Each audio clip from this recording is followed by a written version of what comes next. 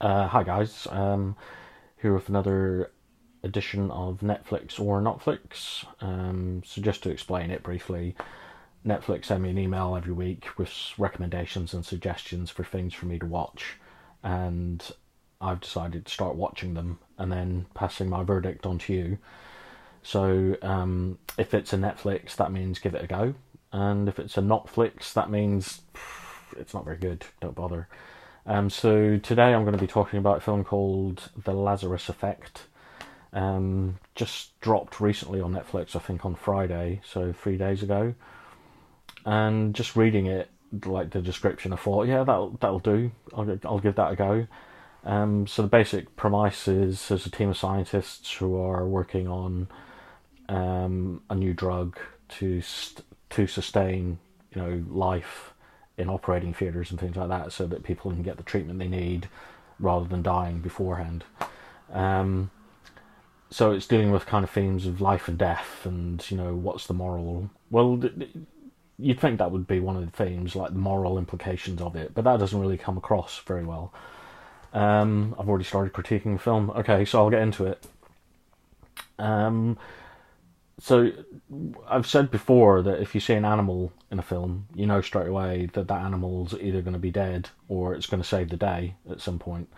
They kind of twist that on its head in this film because it starts off with a dog that's dead, so it's already dead, and they use it as this experimental formula to kind of bring it back to life. And I've seen enough movies now to know that when you're dealing with bringing people back from the dead, it never goes well. Doesn't matter how well prepared you are. So yeah, the basic story is this team of scientists have developed this drug. It brings people back from the dead. While testing it, one of them accidentally dies, and you know what's going to happen. And yeah, when it does, shit hits the fan. So what can I say about this film? It looks good. It's very slick. It's well made. They obviously put a lot of thought into it. I like the actors that are in it. So there's an actor called Mark Duplass, I think. Duplass. He's really good. I've seen him in a few horror films now, and I liked him a lot. So it's got Donald Glover, who's quite funny. I like him, and Evan Peters, who's really, really good. He's in the American Horror Story series. He's my favourite character in this film because he's like kind of, he's the comic relief guy, and he's quite funny. And he also, what I liked about it was when you watch films like this, well, when I watch films like this, when the characters start making bad decisions, you're always kind of like thinking to yourself, why have you done that? Why are you doing this? Don't do that. Don't do this. You're kind of screaming at the telly almost like, oh, don't do that. That's crazy. And in this film, he's that character. He kind of like is that character. He says all the things that you want to say in the circumstances. So it's like, they bring a dog back to life. Let's bring it home and live with us. And he's like, are you sure you want to do that? Because it's like a zombie dog. You really want... And it's like, well, yeah, he's making sense there. Why would you bring a zombie dog home with you? So yeah, I quite liked his character. He was kind of like the surrogate viewer character. You could kind of like experience the film through him. Like the things that you would say, he says them. And it's very fresh. Like, normally you don't get many characters like that in films. Normally everyone's just a stereotype who does the exact things that they shouldn't do all the time. They make bad decisions, whereas he's kind of like standing back going, are you sure you want to do this? Are you sure you want to do that? It was like, well, yeah, this guy knows what he's talking about. When things do kind of go wrong, because they do, that's no spoiler, it kind of felt a bit rushed, to be honest. Also, the motivations of the character who they bring back to life, I didn't really get a clear kind of handle on that. It was kind of like she was brought back to life, she's struggling with the concept for a bit. They kind of explain that her brain's firing a bit too much and it's doing things brain shouldn't do.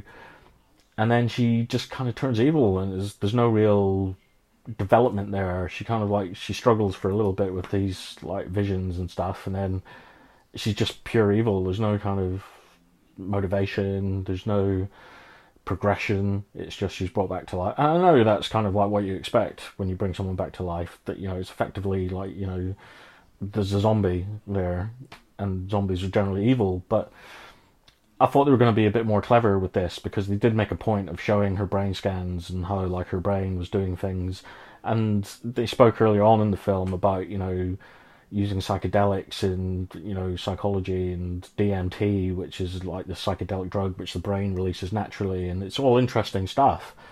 And they bring up like lots of really good concepts, like, you know, what happens after you die, and they don't really answer any of those, you know. And I think it was a shame they missed an opportunity there to develop that a bit more, rather than just have her become a generic kind of bad guy. And again, she develops all these crazy abilities, not very well defined. Just, you know, whatever the plot calls for, she can kind of do it in a way.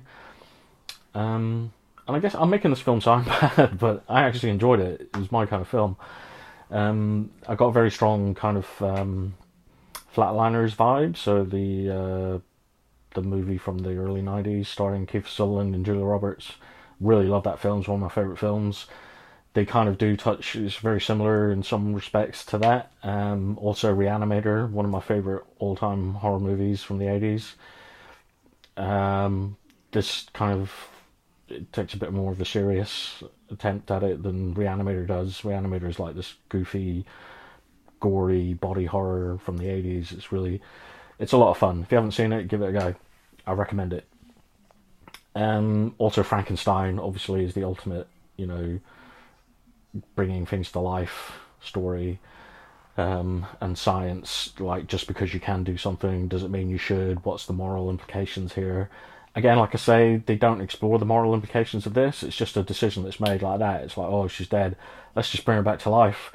And kind of people are a bit wary, but they're like, oh, I'll go on then.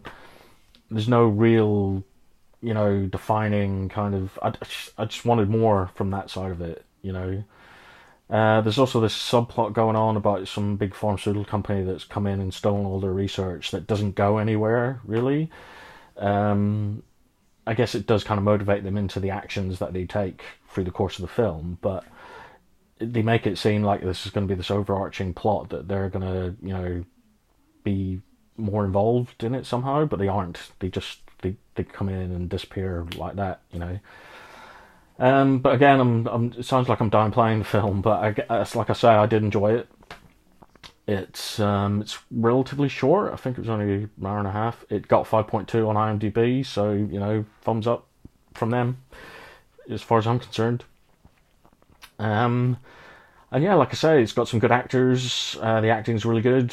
The dog, kind of... That's another thing I had about the film. They bring back this dog, and he starts acting kind of really, really weird, but they don't go into that much more. The dog kind of gets thrown away like quite soon into the story, whereas it looked like they were developing the dog to be... There was something going on there more than what we saw. So I was a bit disappointed in that, because they made the dog look really, really creepy, and the film does really well at like making you feel creeped out in certain scenes. But yeah, other than that, I'm gonna say I quite enjoyed it. So I'm gonna give this one a Not-Flix. So give it a go. You know, let me know what you think. If you do watch it, if you hate it, just let me know that I've let you down. If you liked it, we can have a chat, whatever. But yeah, hopefully you enjoy it as much as I did. So I'll catch you guys next time. Okay, bye.